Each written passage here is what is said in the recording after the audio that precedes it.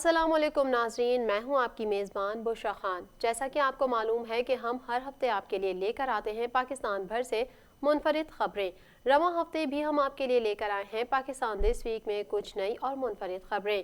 سب سے پہلے بات کریں گے ملک میں وائرس کرونا کی۔ مہلک وائرس نے 9 افراد کی جان لے لی، جس کے بعد اموات کی تعداد 6283 ہو گئی۔ پاکستان میں کرونا کے تصدیق شدہ کیسز کی تعداد 2,95,093 ہو گئی۔ National command and operation centre کے تازہ اعداد و شمار کے مطابق گزشتہ 24 گھنٹوں کے دوران 415 نئے کیسز رپورٹ ہوئے۔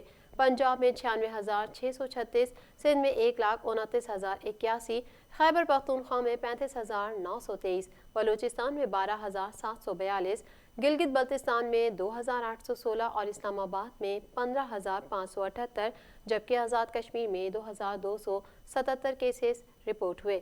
مزید تفصیلات جان لیتے ہیں اس رپورٹ میں۔ National command and operation centre کے تازہ ترین اعداد و شمار کے مطابق گزشتہ 24 گھنٹوں کے دوران 415 نئے کیسز رپورٹ ہوئے۔ پنجاب میں 96,636، سندھ میں 1,29,081، خیبر پختونخوا میں 35,923، بلوچستان میں 12,742، گلگت بلتستان میں 2,816، اسلام آباد میں 15,578، جبکہ آزاد کشمیر میں 2,277 کیسز رپورٹ ہوئے۔ ملک بھر میں اب تک 25,59,261 افراد کے ٹیسٹ کیے گئے۔ گزشتہ 24 گھنٹوں کے دوران 23,483 نئے ٹیسٹ کیے گئے۔ اب تک 2,79,937 مریض صحت یاب ہو چکے ہیں، جبکہ 644 مریضوں کی حالت تشویشناک ہے۔ پنجاب میں 2,195، سندھ میں 2,394، خیبر پختونخوا میں 1,250، اسلام آباد میں 175، بلوچستان میں 141، گلگت بلتستان میں 67 اور آزاد کشمیر میں 61 مریض جان سے ہاتھ دھو بیٹھے۔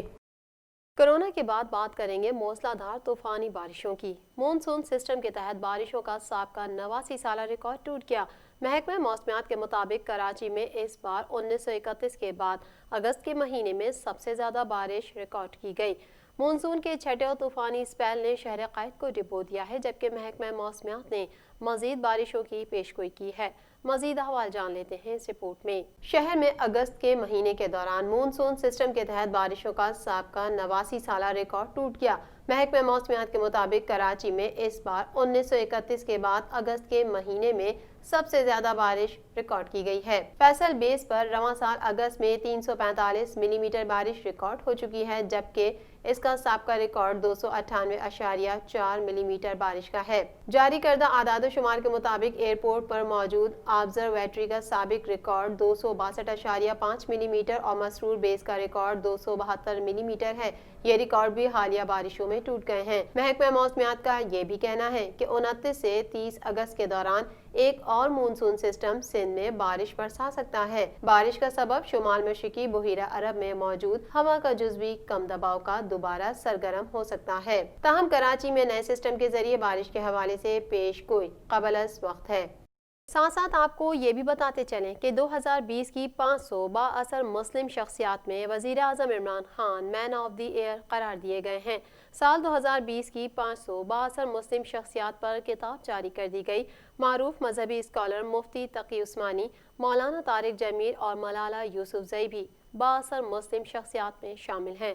مزید احوال جان لیتے ہیں اس رپورٹ میں۔ سال 2020 کی 500 بااثر مسلم شخصیات پر کتاب جاری کر دی گئی، جس میں وزیر اعظم عمران خان کو مین آف دی ایئر قرار دیا گیا ہے۔ معروف مذہبی اسکالر مفتی تقی عثمانی، مولانا طارق جمیل اور ملالہ یوسفزئی بھی بااثر مسلم شخصیات میں شامل ہیں۔ اس کتاب میں پہلی 50 شخصیات کا تعلق مذہبی اسکالرز اور سربراہان مملکت سے ہے۔ 450 سیاسی شخصیات، سماجی اور میڈیا سمیت دیگر 13 کیٹیگریز سے ہیں۔ وزیر اعظم عمران خان کی مقبولیت میں اضافہ ہوا ہے۔ فہرست میں انہیں مین آف دی ایئر قرار دیا گیا۔ اس کے علاوہ سابق وزیر اعظم نواز شریف، JUI کے سربراہ مولانا فضل الرحمان کا نام بھی فہرست میں موجود ہے۔ بااثر شخصیات میں army chief general Qamar Javed Bajwa کا نام بھی شامل ہے، جبکہ پاکستانی بااثر مسلم شخصیات میں مذہبی اسکالر مفتی تقی عثمانی، مولانا طارق جمیل، تبلیغی جماعت کے امیر مولانا نذر الرحمان، مولانا الیاس قادری اور ملالہ یوسفزئی بھی شامل ہیں۔ امریکی کانگریس کی خاتون مسلم رکن راشدہ طلیب کو وومن آف دی ایئر قرار دیا گیا ہے۔ بااثر مسلم شخصیات میں ایران کے آیت اللہ خامنہ، ابو ظبی کے ولی عہد شیخ محمد بن زید النہیان، ترک صدر رجب طیب اردوغان بھی شامل ہیں۔ سعودی عرب کے بادشاہ سلمان بن عبدالعزیز، سعودی ولی عہد محمد بن سلمان، حزب اللہ کے سید حسن نصر اللہ، سنگاپور کی صدر حلیمہ یعقوب بھی فہرست میں شامل ہیں۔ فٹ بال میں لیورپول کے فٹ بالر محمد صلاح، فرانس کے سابق فٹ بالر زیڈان اور کرکٹ میں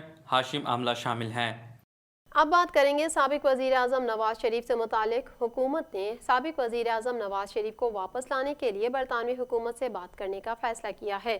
اسلام آباد میں پریس کانفرنس کرتے ہوئے وفاقی وزیر اطلاعات شبلی فراز نے کہا کہ نواز شریف کو انسانی ہمدردی کی بنیاد پر عدالت اور حکومت نے باہر جانے دیا۔ نواز شریف علاج کے بہانے لندن گئے اور وہاں ایک ایکس رے بھی نہ کرایا۔ نواز شریف نے اپنی بیماری کا بہانہ بنا کر ملکی قوانین کا مذاق اڑایا۔ شبلی فراز اپنی پریس کانفرنس میں مزید کیا کہہ رہے ہیں، آئیے آپ کو سنواتے ہیں۔ اسلام آباد میں پریس کانفرنس کرتے ہوئے وفاقی وزیر اطلاعات شبلی فراز نے کہا کہ نواز شریف کو انسانی ہمدردی کی بنیاد پر عدالت اور حکومت نے باہر جانے دیا۔ نواز شریف علاج کے بہانے لندن گئے اور وہاں ایک ایکس رے بھی نہیں کروایا۔ نواز شریف نے اپنی بیماری کا بہانہ بنا کر ملکی قوانین کا مذاق اڑایا۔ انہوں نے کہا کہ نواز شریف کو واپس لانے کے لیے دفتر خارجہ کے ذریعے برطانوی حکومت سے بات کرنے کا فیصلہ کیا ہے اور حکومت نیب کو کہے گی اس سلسلے میں دفتر خارجہ سے رابطہ کرے۔ نواز شریف کو واپس آ کر قانون کا سامنا کرنا ہوگا، جبکہ مریم نواز سے نیب نے کرپشن کا حساب مانگا تو خود پر حملے کا ڈرامہ رچایا۔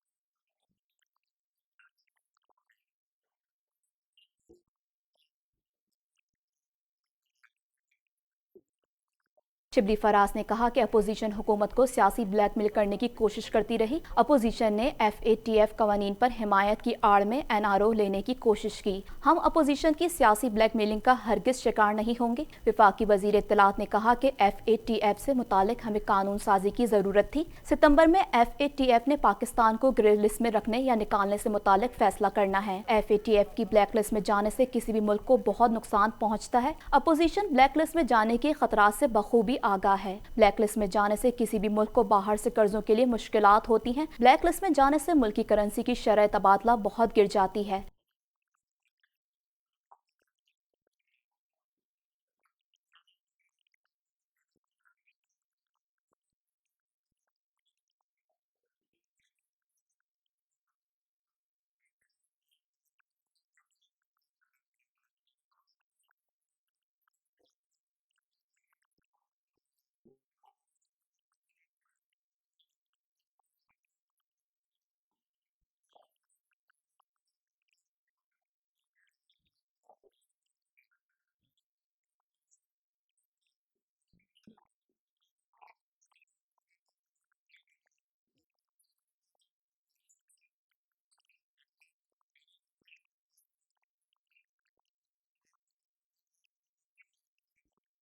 انہوں نے کہا کہ اللہ تعالیٰ نے پاکستان کو کرونا سے لاحق شدید نقصانات سے بچایا۔ وزیر اعظم عمران خان نے غریب عوام کو دیکھتے ہوئے مکمل لاک ڈاؤن نہیں کیا۔ مزید خبروں کو بھی پاکستان دس ویک کا حصہ بنائیں گے، یہاں لیتے ہیں چھوٹا سا بریک۔